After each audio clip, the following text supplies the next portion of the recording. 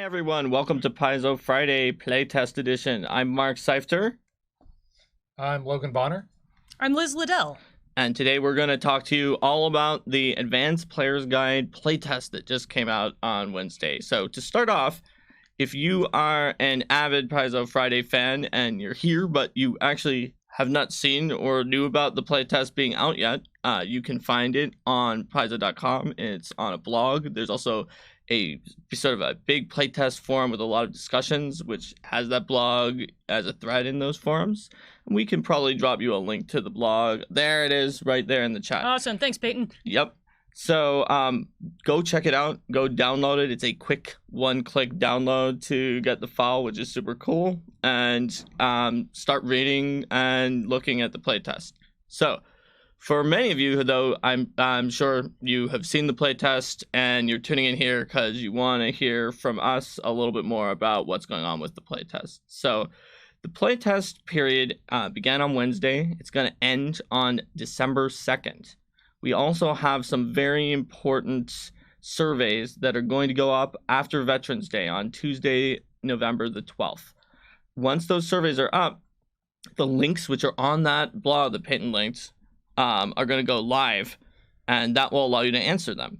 For those of you who were part of the Pathfinder playtest, the blogs that the surveys are very similar to the class surveys that you may have taken during the Pathfinder playtest. Shocker, because they're classes. Right, because it's classes. I know it's completely ridiculous, but you guys gave us so much incredibly useful information on those class surveys, or it was one big survey, but that giant class survey and the playtest, we found out all sorts of things about which direction you guys wanted us to go with classes, what feats you were taking, and more. So we are adapting that format.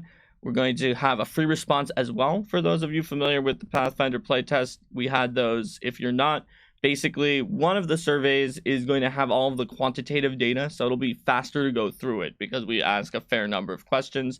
It'll let you skip through the classes that you don't want to answer about because we value your time and we really appreciate that you're taking the survey. We then have all the free response questions, all the ones that might take you longer, and you just write whatever you think in a separate survey so that you can take those if you want to tell us more and you don't have to fill all that out while you're answering the quantitative questions. So that's all going to be up on Tuesday. So for now, however, let's talk about what the playtest is and what the playtest isn't. So this is a 1-month playtest period that's similar to many of our other playtests that we did back in Pathfinder First Edition. That's obviously way shorter than the playtest for the entire system of Pathfinder Second Edition. This is going to be focused on those classes. We're not going to be putting out tons of updates and making you guys scramble to figure out what changes we're making because, well, we have the core of the system designed right now. We're really, really focusing down on these classes. That's not to say that we don't have bug fixes. If you go to those forums that even the link that Peyton gave you in official Paizo is sort of a thread that's on those forums, and you go to the specific classes, there's a stickied thread at the top of each of the subforums that has a list of all the official clarifications for any of the classes. And so far it's pretty short, but you can check it out in your class, especially if you're seeing something that seems ambiguous or seems like it might be off. That's a good place to go for clarifications, but we're not going to be making changes or updates, just clarifications for the process. So that's a difference for those of you who participated in the Pathfinder playtest. For those of you who haven't playtested with us before, or maybe have a little bit, but more used to playtests for video games, now that sort of the open beta is becoming a more and more common in video games and computer games, especially on Steam, our playtest is a little bit different. We don't have hundreds or thousands of hours of like computer code that's gone into the way that everything works and just looking for small bugs that we're going to change. We are ready and willing to change major things about these classes depending on what you guys think, what you guys play out, and how the playtesting results go. So if you like what you're seeing, let us know what's great. If you don't, and you have some issues, let us know what's going wrong for you. We especially appreciate any playtest data that is based on actual play. That's because of the fact that we can do some of the sort of math crunching and like theory calculations here at the office, but we cannot go out there and have thousands of players perform actual play and then give large amounts of data of what happens when that happens. So that's something that's unique that you guys bring to the table and that we deeply appreciate. And we do ask, especially it's useful if you play through Fall of Plaguestone. That's kind of the main adventure we're asking people to play if they have it, if they're able to put together some sessions of it.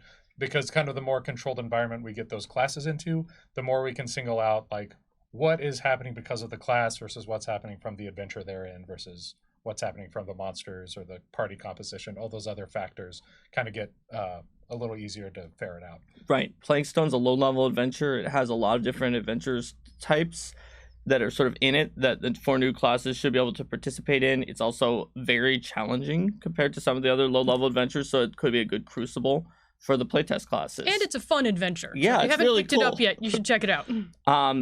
That being said, we would like a lot of people to play Plaguestone, but personally, I hope that not everyone does, because we should be able to get some playtest data at other levels than level 1 through however far you can go in a month. So if you want to run the game, the playtest characters at various levels, for instance, I am planning on doing a upgraded by 2 level bumps so that I can go between not having major curses and having major curses version of Cradle of Night, which is one of the later modules from Pathfinder First Edition. And anybody, I've seen people saying they might do Witch War Legacy, which is a super high level module from First Edition.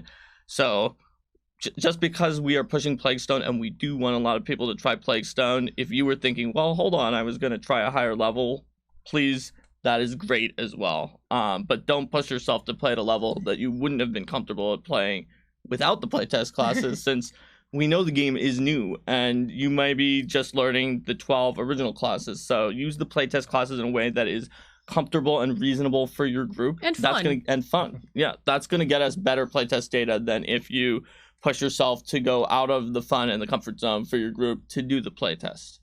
So let's see. Did I miss any of the details of the overall logistics for the playtest? I think that covers the logistics. Okay. Let's talk for a second about what's in the document itself. Sure. Because it is the 4 new classes, which are the Investigator, the Oracle, the Swashbuckler, and the Witch. Now, when I say new, all those classes were in First Edition already, so these are some kind of new takes on them and trying to get more, some of them are trying to approach the core concept of the class in a different way than was done in First Edition, but those are the 4 ones you're going to be looking at. Right. Those are all like really fun classes from First Edition and concepts we knew people were going to want to see again pretty early on. And the Oracle and the Witch were among like the most demanded classes, and the Investigator and the Swashbuckler covered niches that just could not be covered with all the classes that we had before, told different kinds of stories and opened up different kinds of gameplay. All right, so now that we've talked a little bit about what's inside, let's take a little bit of a closer look at each of those 4 classes, going in alphabetical order as we did before, and starting with Logan for the Investigator, since Logan did a lot of the work on the Investigator. All right, so the Investigator is going to do a lot of investigating. You can see there the new Wayne Reynolds art for Quinn, our iconic Investigator. He's kind of doing the same thing he used to do, wandering around looking for clues. We've kind of made a few changes to the Investigator. In the First Edition version, they always had alchemy because they were kind of a fusion of the alchemist and the rogue. We decided we wanted to see if we could make it so that wasn't necessarily a core part of the Investigator, so it's now one of kind of the build options, because you pick a methodology, kind of the way you go about investigating things. So alchemical science is one of those methodologies. Empiricism is another, which is really just like, I'm very observant and I know logic and I study through, think through challenges. And the other is forensic medicine, so you kind of can study crime scenes, you can use medicine better. So, if the rest of the party has gotten themselves beaten up, you can help out a little bit. For all these classes, we're expecting to include a little more stuff in the final book, so you might see some new methodologies come out there for the Investigator. But we felt like we had a pretty good cross-section for the playtest with the relatively small number we included of each of those. The Investigator in first edition had kind of an inspiration pool, which was a daily point pool that they could use to increase their skills, and they could do some things for free and kind of effectively get extra points doing that. We wanted to kind of bring this version a little more in line with just like you pick an investigation, you take the case, and that is the thing you're investigating, to kind of give you that feel of like, I'm a detective, this is what I'm looking into right now. And even if you don't have the full information, you can still start your investigation. So for example, if you find a footprint, or you find, a blowgun dart that's sticking out of a wall, you can use that and be like, this seems suspicious. I'm going to start investigating the source of this and where it came from. And then you get bonuses as you kind of go through and investigate that kind of ongoing until you open up a new case later on. And also, if your allies are looking into something related to it, you can give them a bonus there's a reaction called Clue In, and you kind of say like, but do you recall that the blow dart had a fine green flex across the length of the dart, and then that will give them a bonus on their check as well. So you can kind of do that kind of Holmes and Watson back and forth, kind of talking through things and sharing your smart observations with everybody else. All the classes in the playtests are going to have kind of a selection of they're going to have all the class features. They're going to have a selection of feats. Again, not as many as they're going to have in the final book, but a pretty decent number to get started working with. The Investigator has a lot more rules that involve GM involvement. It's kind of one of the things we're testing with it is how comfortable people are playing that way, how that works in organized play and that kind of thing, to see if kind of that more open-ended style of play is satisfying to the fan base. Because it was a little more cut and dried in first edition. It was a little more focused on like being really good with skills and not as focused on kind of like the different steps you take in an investigation. So like one of the feats for the Investigator class is when you arrive on the scene, you kind of automatically kind of spot something that's out of the ordinary, right? You don't get the full information, but you realize that like something is off here, and you get kind of a starter to just get you started in investigating. We don't want to have the Investigator short circuit every mystery, but we do want to kind of say like they're the observant person who kind of gets the first tip off that gets them started. Well, that sounds awesome. Yep. I've played a lot of Investigators in first edition, and I feel like we're going in a really fun direction with this that's going to be really interesting and give a lot more opportunity to really hook into the story. Yeah, I feel like that using the investigation as a thematic through line to link between all the different modes of play and the story of the Investigator, at least for the Investigators that I have play tested with so far, which is not many, but it has really made that character feel a lot like they're an Investigator. All right. Do you have anything else on the Investigator, or should we move? I think I'll keep it short, and then we'll, if people have questions about the Investigator at the end, we'll kind of go through all the classes and then come to questions later. Great. All right. So let's move on to the Oracle. Liz, take it away. All right. So the Oracle is a really interesting class. In first edition, the Oracle was very well known for being our spontaneous divine spellcasting class. In second edition, we introduced the Divine Bloodline Sorcerers, and that put the Oracle in an interesting place where that wasn't its unique feature anymore. And so we really dug down and looked at what makes an Oracle an Oracle. And when it really comes down to it, it's this ability to seize divine power through unconventional means, but at a terrible price. And so that becomes the Oracle's mystery and the curses. And so that's where we really focused the build of this class as we were designing it, so that the curses were inherently tied to the mystery. It was the price you paid for that particular power. And now maybe that's because you're reaching straight for this great cosmic power and you have none of the safety filters that a deity provides for you. Maybe it's because you're reaching out to the portfolios of many different gods who all support this same universal concept, but it's subjecting your body to all of their anathema simultaneously, and you can't possibly meet all of them, and so it slowly tears you apart. It's a really interesting, compelling kind of the price you pay concept for this power, and so. That's a big departure from the curses, the way they were handled in first edition. And that's the biggest part of what we're playtesting here is this going to work? Is this double-edged sword of every curse also comes with some benefits as you get into it. And so we're really exploring, are the benefits worth it? Do you get when you incur your curse as you progress in your spell casting, I guess that's another direction we went. The more you cast your mystery spells, your revelation spells, the worse your curse gets, the worse the effects of that curse are.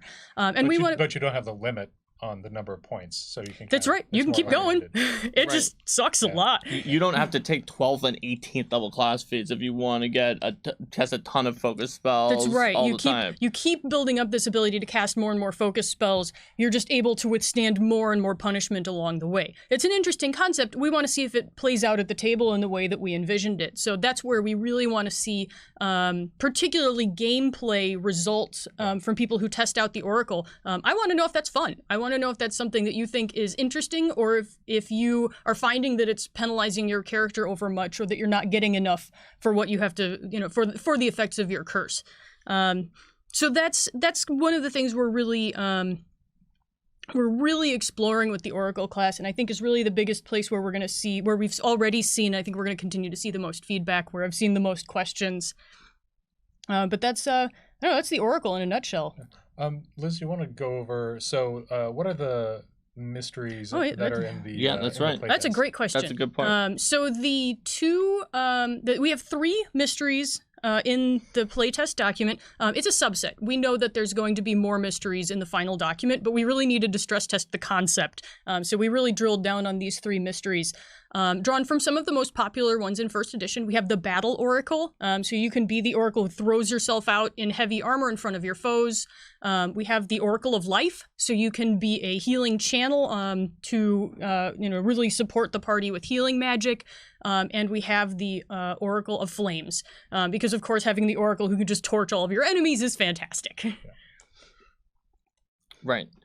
And each of those has a curse that's tied to their mystery, they right? They really do. So let's look at the Oracle of Flames. The Oracle of Flames has all of these fire-based powers. And because we know that those are the powers you're going to get with that mystery, we can tie the curse right into it. And so the Oracle of Flames curse, at lower levels and at lower effect levels, you're starting to hallucinate fire and smoke everywhere you see. And so it becomes a little harder to target creatures.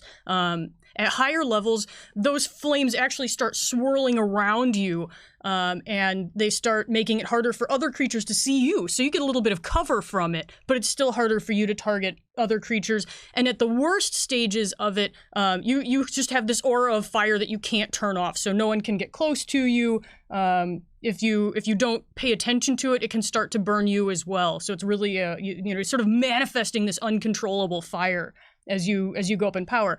And that's kind of the cool thing that tying the curse specifically to the mystery lets us do, is we can have these really thematic and flavorful curses because they're kind of in a controlled environment. Whereas if in first edition you chose your mystery and then you separately chose your curse, it meant the curses had to be a little bland and generic because they had to be one size fits all. And it could also mean if a curse's penalties didn't hit you that much, it's like, well, I'm just going to take that one because that one's easy to deal with. Yeah. Turns out the legalistic curse was very popular in Pathfinder Society because if you swear an oath to do something, you have to do it. So you just never swear an oath or only swear for things you were going to do anyway for that adventure or things like that. So yeah. So that's kind of the direction that we were going with there. And I'm going to be interested to see how it plays out at the table. It's a bit of a departure. It's a bit of a departure from anything I think we've done here at Paizo before, and so I'll be interested to see what you all think of it and how it goes at your tables. Awesome. All right, let's move on to the third of our 4 classes. That's going to be the Swashbuckler. All right, so the Swashbuckler is a sort of flamboyant, vivacious battler who goes around the battlefield tumbling through enemies, taunting them, just messing around with your foes depending on what your style is, and building up panache for these lightning quick cycles of gathering panache by doing daring or outrageous things and then spending it on ridiculous finishers and retorts against your foes.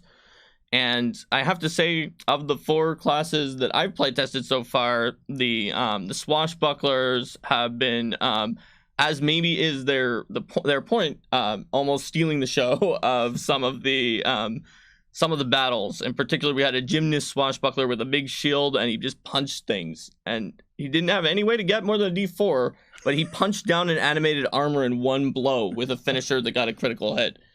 And we had dealt with those animated armors in my playtest group before with their other characters, and they were a pain. So seeing it just go down from the Swashbuckler's finishing move was pretty awesome.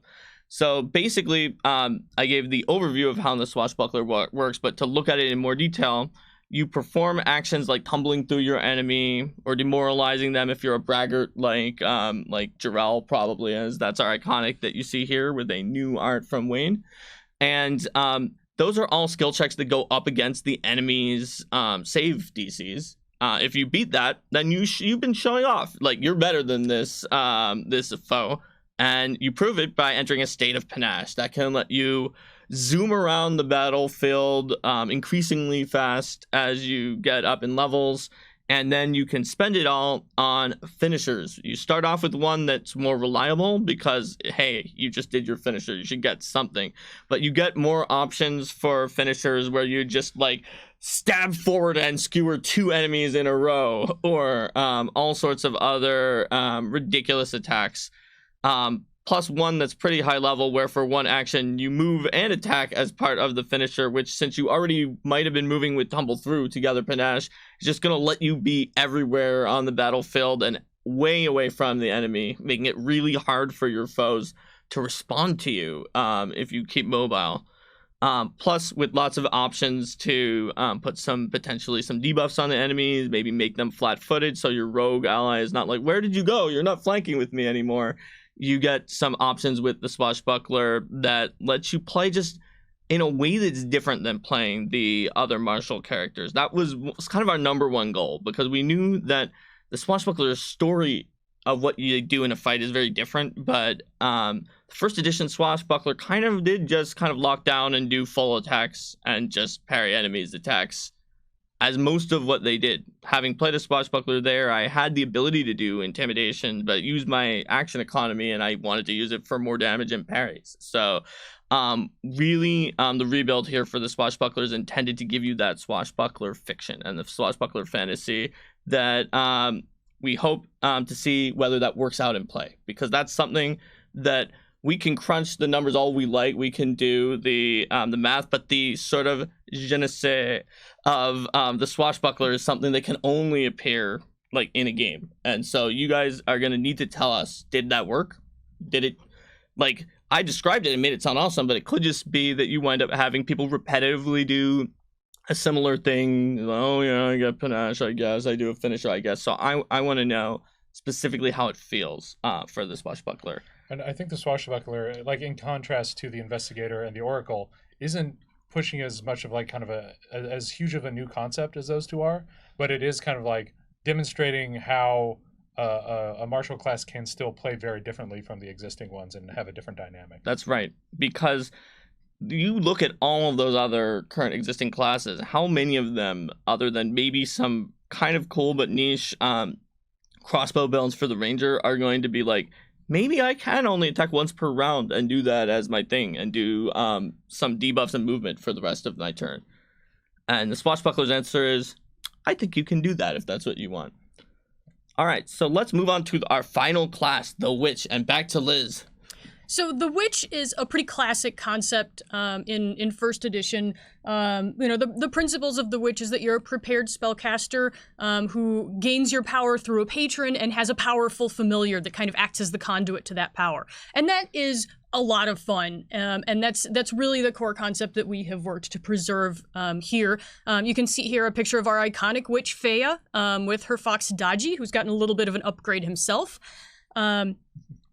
But when we were rebuilding this class to work with the second edition rule set, we really looked at what is a patron, what does that mean, and what's happening narratively there. In first edition, the patron was a pretty vague concept that gave you some extra spells. It was a pretty minimal mechanical part of the class.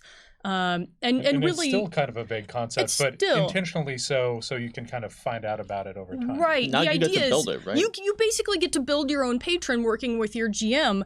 So if that's something that's really important to your story, that you don't know who your patron is, you're working to find out through the course of play who's giving you this power and why. You can build a really compelling story out of that. If that's not as big a deal to you, then it's not forced on you. You can really engage with the patron concept as much as you and your GM are willing to do and are interested in. That makes the best story for your game. So what we've done is we've tried to represent that through the lessons that the patron teaches you.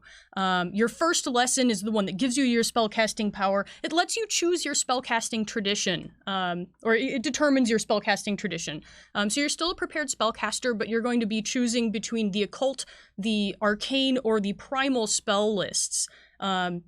Divine are conspicuously absent from those options. The thought being that if a patron were going to be directly empowering you with divine magic, you would just be a cleric.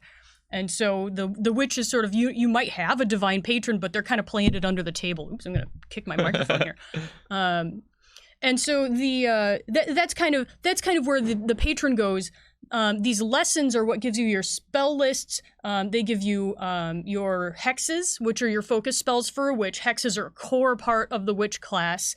And all of these are brought to you via your familiar, which is the repository for your spells and kind of the connection between you and your patron. Your patron has sent you this powerful creature who whispers spells to you, teaches you these lessons, and kind of empowers you, but like you don't really know where it came from or why it's there or what it's about.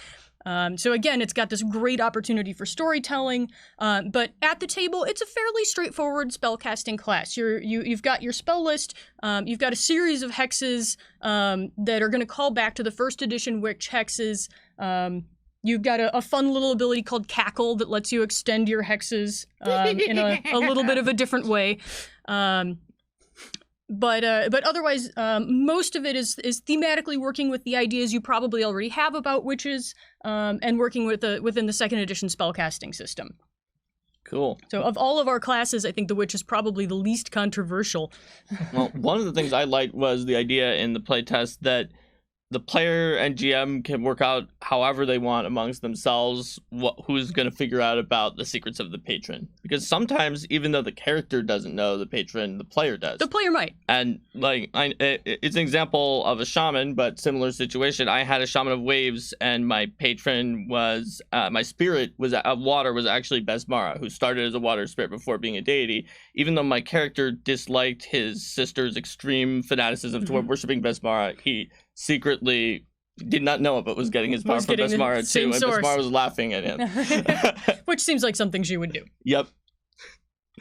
Yeah, and so that's sort of, as you progress through the witch class, you learn more lessons, you get more hexes through your lessons, and that kind of shows you the direction your patron has likely been going. Right. And I think the new way familiars are set up in second edition also gives you a few more options for the witch, because you can really, like, you can have a very strange looking familiar. You can customize it, and maybe that's you doing it. Maybe it's your patron is like, well, it's got wings today, and you just wake up and You're like, okay, right. Why did this happen? And it probably comes as no surprise, but there's going to be space in this book for even more familiar options, and that is going to be something that Logan said earlier in the Investigator, and Liz and I didn't repeat, but all of these classes, when they make it to the final book, have more page count than they currently do here. So there's going to be more options for them There might even be a way in the book to get a familiar if you aren't any of the classes that already get one. That's true, huh? That seems like something we should do, given how much focus we're going to do on some familiar abilities with the witch. I know, it's a ripe ground to tread. Yeah. Okay. Oh, that made chat very excited. Oh, great. Okay. All right. Do we want to cover any other stuff before we open it up? I honestly think we made it through with really great time, so we can just see if people have any questions. This isn't like a lot of our previews because it's already out. You can go. Yeah, you can go read it, so you don't need us to really tell you about it. Yeah. Normally we would be like, oh, here's one feat that I really like or something like that, but you could see all the feats that we really like or the feats that you really like. So, let's see. So Laurie is asking if we will do a playtest for any new big content add-on for 2nd edition Starfinder from now on. I feel like we can't promise anything because it'll depend on the schedule, but personally, I hope that we can continue to playtest because all of you have given us so much useful feedback throughout the years. As many of you know, like I started, my first book was Unchained, so there was an Occult Adventures playtest pretty soon after I joined it, and from there, it's been 5 years. There have been so many things that I learned from all of you in the playtest, and it was able to improve my classes that I was working on. So I hope we will be able to. It's possible. Occasionally we won't be able to, but we're going to try our best every time. And anybody who's started engaging with the game and what's been coming out fairly recently probably missed the 1st edition playtest. Sure. Where pretty much any class was going to get a playtest. But we did it entirely through our message boards with no survey. So having the survey has gotten us a lot better, specific data into the things we're looking for.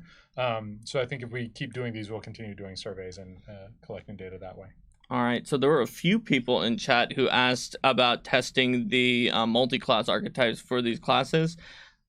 We decided not to do that mainly because the multi-class archetypes are going to have to sort of be based on what the actual classes wind up looking like, and we also wanted to focus the playtest window on those actual classes. On those classes. So if you find out that like the multi-class investigator gave a weird version of the investigator things, and you spent a few weeks to figure that out, and it was dead right, that could have been a few weeks that we were fixing the main investigator, and then could apply that knowledge to the multi-class investigator. And because we know a lot more people are going to be playing like the witch than a multi-class witch, we want to kind of get to the core of it and make sure that we're testing the full version of it more thoroughly than anything else. Right. Plus also, like, there's 12, I guess 15 other classes that could have been multi-classing into it, and we won't find out which combination might have been causing whatever you saw.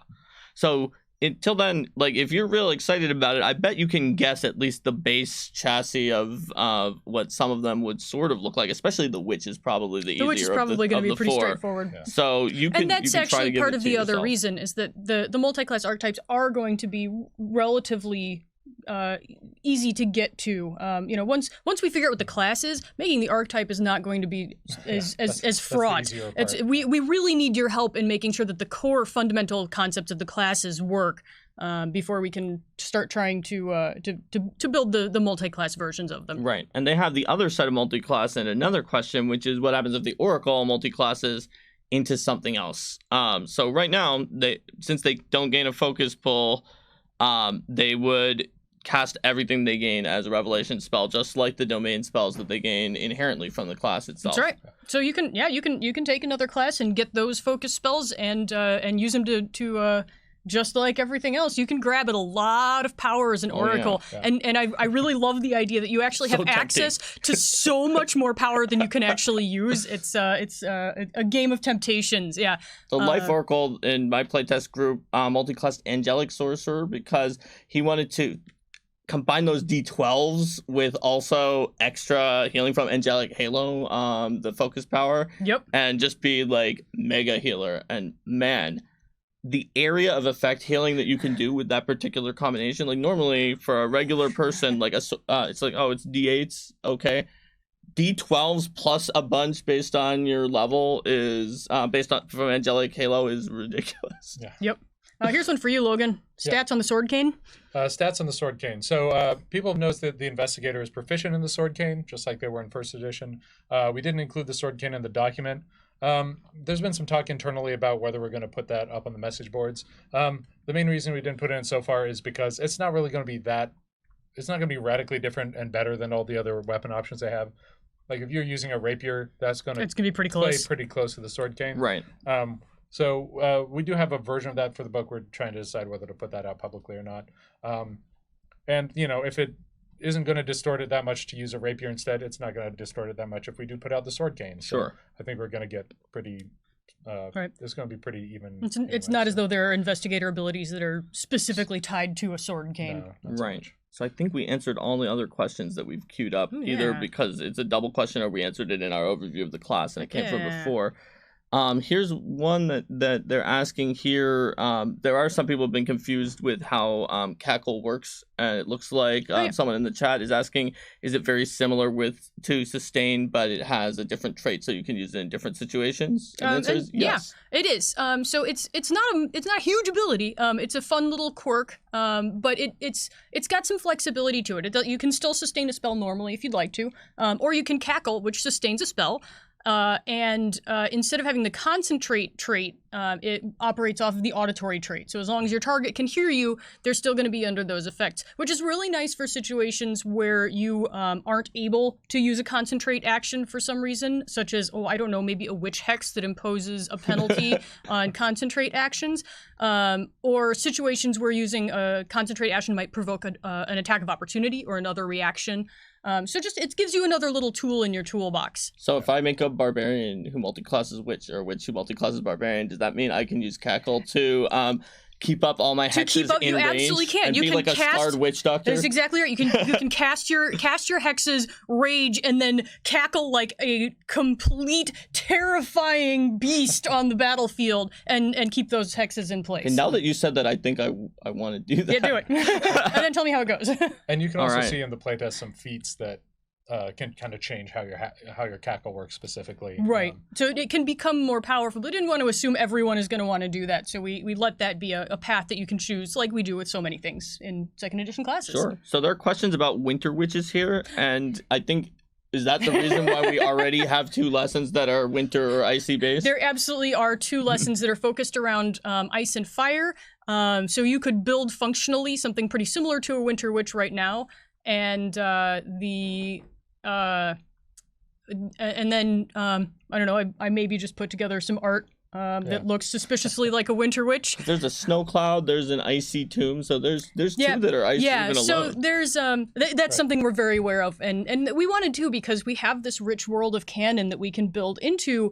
So we don't want to have these classes standing sort of in isolation and separate from that. We want them to be connected. We want the classes to play into the lore of our world. Right, and for a winter witch, kind of the way the witch is being built, like there was a question specifically about a winter witch archetype.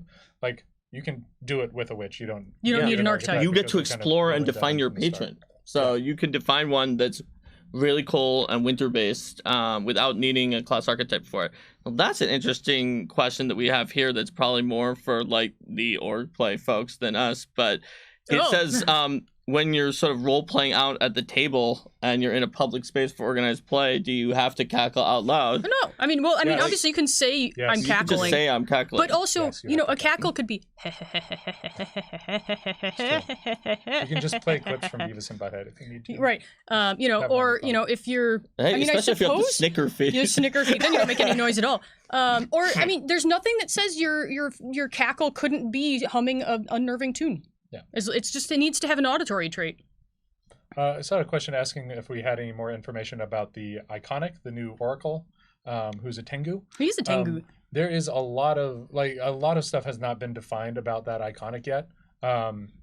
Basically, we had a look. The character was on Advanced Race Guide, and we knew we wanted a new Iconic, and they kind of were like, "Hey, let's use that guy sure character. does look like an oracle." Yeah, that is one of the coolest characters on the Advanced Race Guide cover. Yeah, but the specifics of that character aren't super. Like, I don't think even the mystery has been totally settled. Yeah, yet. and we've had some conversations about it, but we'll see where it goes. Some of it depends on the playtest. We want to make sure that what we think is going to works before we start building out all of the rules to support it. Yeah, right. And we have the black and white sketch so far. We don't even know what color that magic. Yeah, right. No idea. On the Advanced Race Guide, we do though. That's because true. that has it's got the robe, the staff glowing with golden light in the Advanced Race Guide, but it doesn't have to always glow with golden light. Some things change in second edition. You can change the color.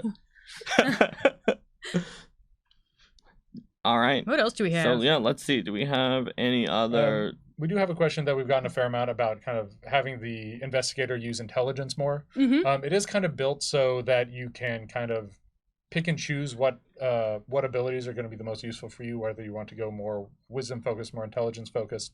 But there is a plan to do more intelligence based stuff with it in the long run. But we do kind of want to see how having a more kind of flexible framework works out in the playtest. Because if we are getting a lot of people saying like, oh yeah, I made an intelligence 12 investigator and was just as good as an intelligence 18 investigator, that would be pretty weird. But we kind of want to see what people do with it in the little more flexible form. Right. I think the goal is to make sure that intelligence is going to be really useful without making sure that without making wisdom like kind of useless for investigating. Because like one of the proposals, for example, is putting intelligence on all perception. In that case, sure, dumping your wisdom low will make you better at will saves, but it just makes you a better at investigating completely than keeping it up. So we're looking for interesting solutions to have intelligence do cool things for the investigator, but not to the preclusion of your other ability scores. So that if you are playing the high wisdom investigator, that's different than if you want to play Adrian Monk, who has really, really low wisdom but is a genius but struggles for that low wisdom as well. That should be an interesting character, and that's part of your story, rather than just, oh yeah, I dumped my wisdom and there was no real issue until mind control came up. Yeah, and that's one of the things, just kind of a general philosophy thing for second edition, is we're trying to do less swapping one ability score for the other, because a lot of times it's just kind of strange and doesn't really make a lot of sense, and it undermines the ability score itself and how everybody else has to play the game. So we try to do that only in very rare circumstances, like we did with the rogue. There are a couple, skill feats that do it because it's very specific which skills those are. It's not something we would do universally with any two ability scores. So we'll probably do something more with intelligence, but not straight out swap perception or attack rolls or something like that. We did get an interesting question here. Why did we choose exactly these classes and which ones didn't make it? So the easy ones here are the Witch and the Oracle. Yep. Because we did kind of check to see which classes were the most popular before we started into the process. And the Witch and the Oracle were both very popular classes, just way ahead of everybody. The Investigator is kind of in here for a very similar reason to the one of the kind of tiebreakers that got the Alchemist in the core rulebook was if we introduce alchemy early, then we've got alchemy set up for the game. We don't have to kind of kludge it together the way it was in first edition, where it's kind of like you use spells, but in a different way. So the Investigator was like, here's our chance to get investigative stuff, get a bunch of skill feats and assumption of the system out here in an early book, so we don't have to try to graft them on later. Right. The Investigator had two other benefits. Oh, you might be about to say one. It builds on that framework that we have with alchemy. We built this system. Let's use it. Yeah. It had two other main benefits too. So the Oracle, so popular, it was nearly as popular as the Alchemist. The Witch, also incredibly popular and very important for the world and a bunch of other concepts. The Investigator, for the advanced class guide, is very popular. If you do a regression based on when it comes out in the books, because the earlier it came out, the more popular it was in general. The Investigator and actually I think the Shaman or some of the other ones there sort of stood out. The Investigator even more so. Plus the Investigator ties into investigation style adventures, which we do a lot of. It'd be great for Agents of Edgewatch. It was very popular among its generation of classes. And then the Swashbuckler stood out among the rest as not only a favorite of many people at the office like James Jacobs, but also that it is a sort of represents a fighting style that you can't exactly do with the current classes, and very importantly was more popular than some of those other like purely martial characters. And a lot of what we had in there up till that point was more focused around other areas. So, I mean, if we put out another spellcaster and not the Swashbuckler, for example, it would have been very heavily focused on that. The Investigator, similarly, like that is kind of filling this kind of party niche that's a little more on the kind of rogue side of things. So it's and the Swashbuckler is a little more on the fighting martial Right. attacking side of things. So And they both have a little bit of the other too, which is good because Yeah. they can fill sort they of a get to hybrid. share some of the other stuff in the book, Right. And they dovetail together well. So as a group of 4, they work together really solidly, and that's how we got those 4. Yeah, and you could build an entire perfectly functional adventuring party with only characters from this class, which would be really fun. Just avoid oozes, and you're gonna be fine. Depends on your build. Yeah, I guess if you Let's just see. use a greatsword. Hey, Mark, The other classes that were close. So, sorry, just finishing Yeah, off the remaining part of that question. There are a few classes that were close. I think the main one is the Inquisitor. I think was also kind of on the short list, and just kind of got nudged out by other things.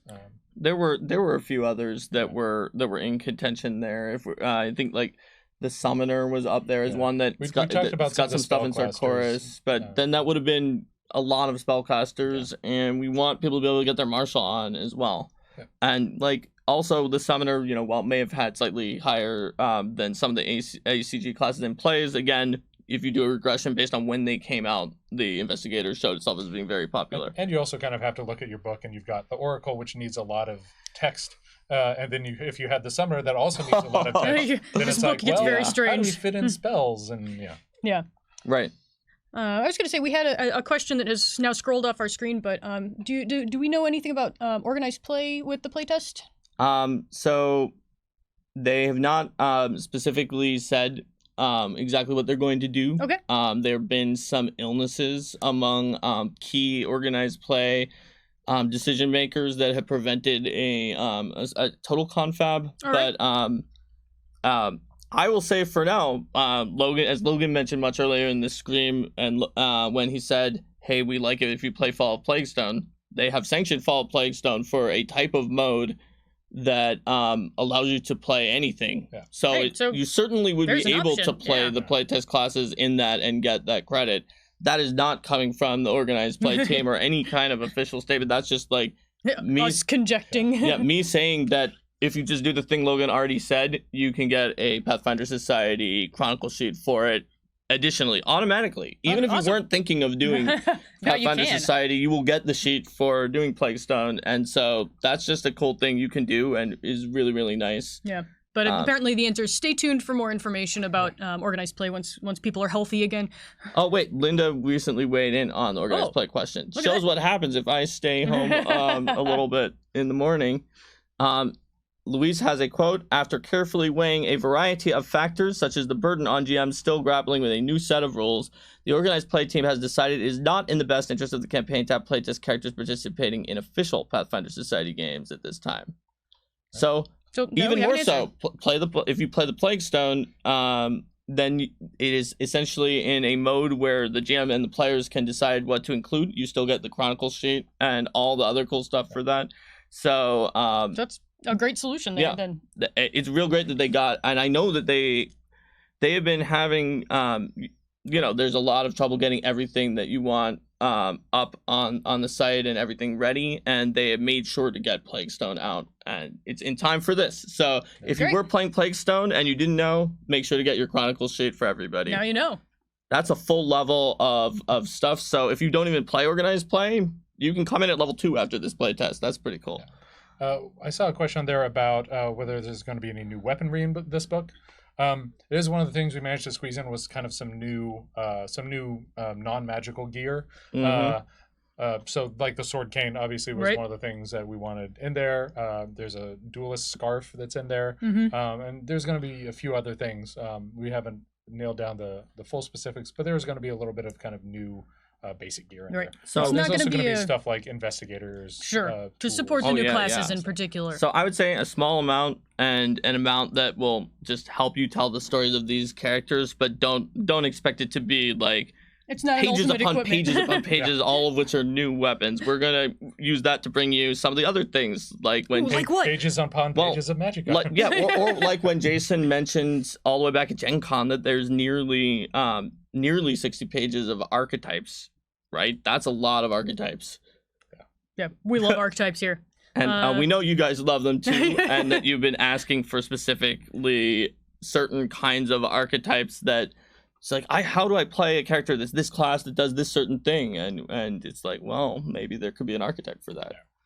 Yeah. So we've got Princess Tyrell is asking me what my favorite lesson, hex, and feat and feature of the witch class are. And this is going to have to... You have to pick all four. You have to pick everything. Everything. I'm going to have to think for a second because I've been a little bit more in the Oracle lately. But I'm really excited about the witch features that build up your familiar. I like familiars. I think they're a lot of fun. I especially like familiars in 2nd edition because they are a little more open-ended. You don't have to say, I have a mouse and it is just a mouse. You know, it can be a mouse that wears glasses and has wings and sometimes crawls around on its back. Like, whatever, who cares? And they have special features to learn skills. What skills are you thinking of using that for on your familiar? Well, for my familiar, I want my familiar to not get dead, so I want it to have stealth so it can just hide all of the time and be safe. I think they start with that one. Oh, well, then more stealth? More stealthier, yes. Right. Stealth lore. I don't know. Or it could, you know, there's a great option of stories there where, because it's not form locked, you can have an imp familiar and your imp is constantly whispering suggestions into your ear, and so maybe it has deception. There you go. And it's tricking you. It's just tricking you, yeah.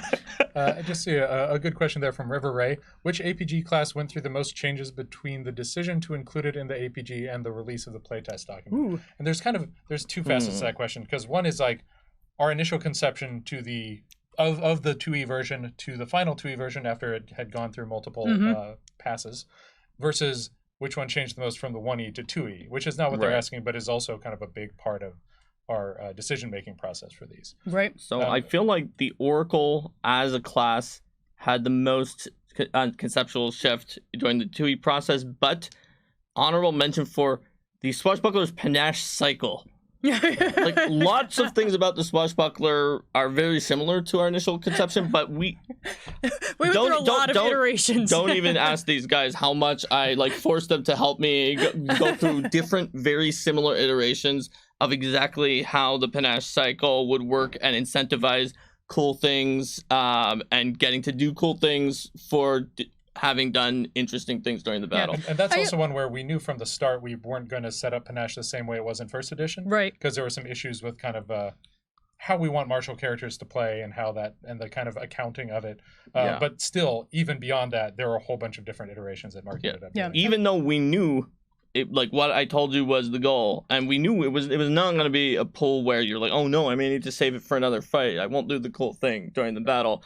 There were still lots of changes to at which point are you getting benefits for is the name for not having panache also a name of something like on guard, and then you're more in a guarded position or in a more offensive position? When does it change? When does it change? How long does it last? Yeah, a lot of fiddly bits. But also speaking of fiddly bits, the Investigator went through a lot of changes because that core concept of the Investigator of inspiration just doesn't really work with the 2nd edition rules set. Right. So we had to reimagine a lot of that mechanically to see what would work and what would be satisfying. From 1E to 2E, yes. Yeah, both those classes kind of had it's not how we tend to structure things for those types of characters. We tend to do a little more separation between does this make sense for it to be a daily resource that you expend? Do I get less inspired throughout the day? Right. As a human, yes. Yes. As an adventuring character, maybe not. Am I limited in how panacheful I can be because I fought before, or can I do this all day?